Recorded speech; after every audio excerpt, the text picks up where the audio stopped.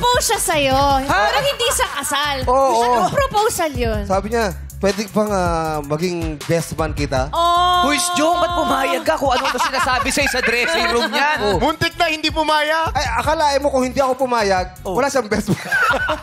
Ryan, Wala ka bakit choice. hindi ako? Hindi ka naman men eh. Bakit? Best women. Pwede yun. Pwede. So ako yung bride. Hindi, pwede ang Pwede best man rin. mo, Hindi babae. talaga siya men kasi isa lang siya. Oo nga. Man lang. Gusto ko si Kuya Jong. Kaya Bakit? tinanong ko si Kuya Jong. Bakit ba siyang napili mong best Siyempre, man? Ano kasi- yung lalim ng pagsasamahan? 16 na taon na tayo, ibang bansa, province tayo ng Showtime.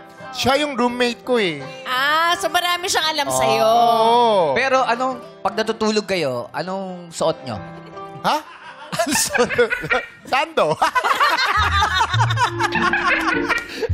Ganyan ang malalim na pag-iibigan ninyo, no? At saka di siya natakot, no? Ako talaga kinuha niyang best man. Oh, di ba yung best man Pero- yung speech? May speech siya. Ako, di bubuking mo siya. Oo. Tsaka marami akong pictures tsaka video na ilalabas doon. Let's Kasi watch dapat this. isiwalat yun para Yeah. magkakilala ang lalim ng inyong pagkakaibigan. Oo. Tama. Ang Malamang hindi matuloy yung paghati ng cake.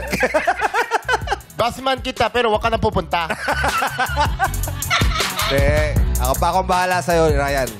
Ganyan ang mga besties talaga. Besties for Yeah. life.